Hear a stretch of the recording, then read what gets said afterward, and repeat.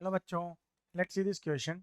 In a trapezium vector BC equal to alpha times of vector AD, we will then find that vector P equal to vector AC plus vector BD is collinear with vector AD. If vector P is equal to mu vector AD, then which of the following is true?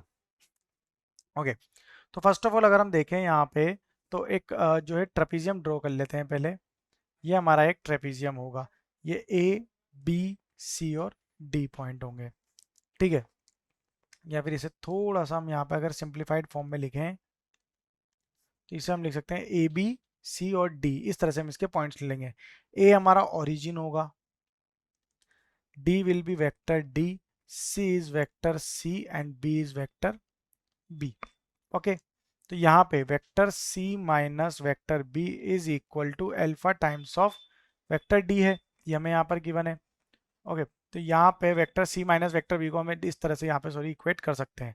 तो vector P को क्या लिखेंगे यहाँ पे?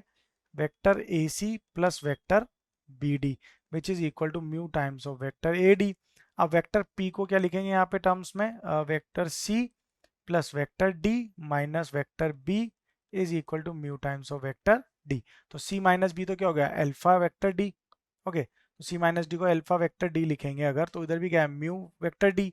तो ये क्या बन जाएगा? Alpha plus 1 is equal to mu on simplifying this equation by using this equation. So what we'll get mu equal to alpha plus 1. That is option 4. Best of luck.